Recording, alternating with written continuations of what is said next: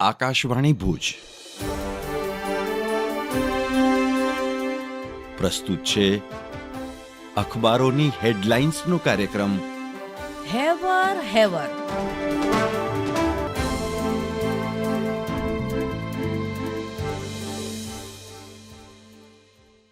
નમસ્કાર, હું જયેશ રાવલ.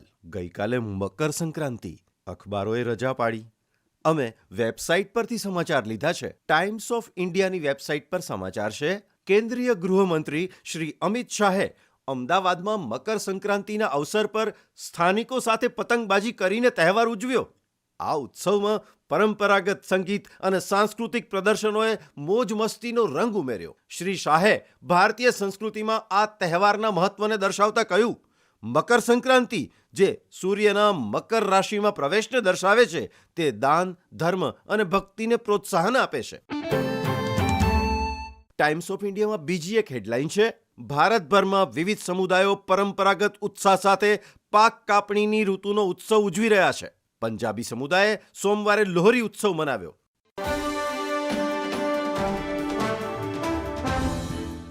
હું સ્મિતા રાણા. કચ્છખબર.com પરના સમાચાર છે. ક્રાઇમ બ્રાન્ચના નામે ભુજની ગૃહિણીને ડરાવી સાયબર ગઠિયાઓએ 4.45 લાખ પડાવ્યા. નકલી અધિકારી બનીને ડિજિટલ એરેસ્ટ કરીને લોકોના રૂપિયા લૂંટી લેવાના રોજ અનેક કિસ્સા, તેના સમાચારો, જનજાગૃતિ માટેની તરફ જાહેર ખબરો, છતાંય સાયબર ક્રિમિનલ્સ લોકોને મૂરખ બનાવીને રૂપિયા પડાવી રહ્યા છે. ભુજની ગૃહિણી રીમાબેન વિકાસભાઈ મહેતાને ક્રાઇમ બ્રાન્ચના નામે ડરાવીને આંશિક રીતે ડિજિટલ એરેસ્ટ કરીને સાયબર ગેંગે 4.45 લાખ રૂપિયા પડાવી લીધા છે.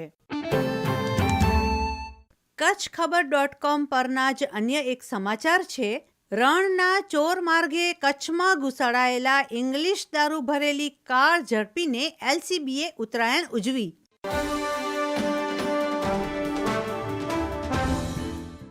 હું મનોજ સોની.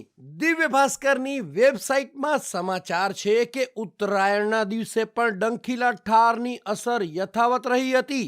નલિયામાં લઘુત્તમ તાપમાન 6.8 ડિગ્રી નોંધાતા રાજ્યનું સૌથી ઠંડુ સ્થળ બન્યું છે, જ્યારે ભુજમાં લઘુત્તમ તાપમાન 10.8 ડિગ્રી નોંધાયું છે.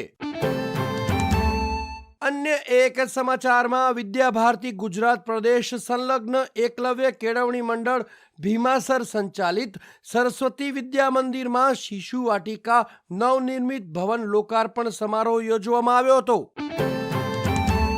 તો હજુ એક વધારે સમાચાર લઈએ.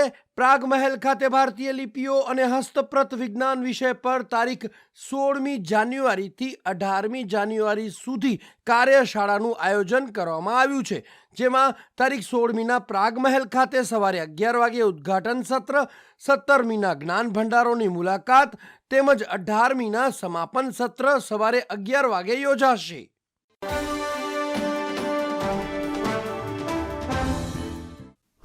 અમી કારિયા. એનડીટીવીની વેબસાઇટ પરથી ન્યૂઝ છે કે મેટા 3600 કર્મચારીઓને કાઢી નાખશે. માર્ક ઝુકરબર્ગે કહ્યું કે નવા લોકોની ભરતી કરશે. માર્ક ઝુકરબર્ગનો નિર્ણય તેની કંપનીની કાર્યશક્તિના 5% કર્મચારીઓને પ્રભાવિત કરશે.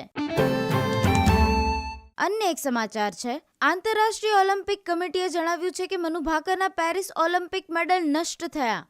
ભારતની સ્ટાર પિસ્ટલ શૂટર મનુ ભાકરના પેરિસ ઓલિમ્પિકના 2 બ્રોન્ઝ મેડલ ખરાબ થઈ ગયા છે અને તે તેમને આઇડેન્ટિકલ મોડલથી બદલી લેવા માટે સંભવિત છે.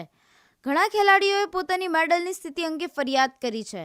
દુનિયાભરના ઘણા એથ્લીટ્સ તાજેતરમાં તેમના મેડલના ખોટા અને ઘસાયેલા ફોટા સોશિયલ મીડિયા પર પોસ્ટ કર્યા છે.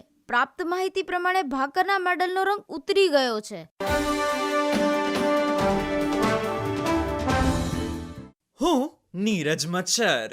હેવર હેવરમાં આજે વાત કરીએ 2024ના હિટ મ્યુઝિક વિડિયો આંખ. ટાઈમ્સ એન્ટરટેનમેન્ટના સમાચાર. 6 ડિસેમ્બર 2024ના રિલીઝ થયો આંખનો વિડિયો, જે ઝડપથી લોકપ્રિયતા મેળવી રહ્યો છે. આ વિડિયો ગીતમાં સુનિધિ ચૌહાણ અને સાનિયા મલ્હોત્રા બંને સાથે ડાન્સ કરતા જોવા મળ્યા. તાજેતરમાં સાનિયા મલ્હોત્રાએ સોશિયલ મીડિયા પર પડદા પાછળની મહેનતની ઝલક શેર કરી. ચાહકોએ સાનિયા મલ્હોત્રા અને સુનિધિ ચૌહાણને દેશીથી સંબોધ્યું. આ ગીત પશ્ચિમી ગાયિકા શકીરા અને બેયોન્સની યાદ અપાવે છે. આ ગીતને સુનિધિ ચૌહાણે જ સ્વરથી સજાવ્યું. યુટ્યુબના આ ટોપ ગીતને અત્યાર સુધીમાં મળ્યા 3.5 કરોડ વ્યૂઝ.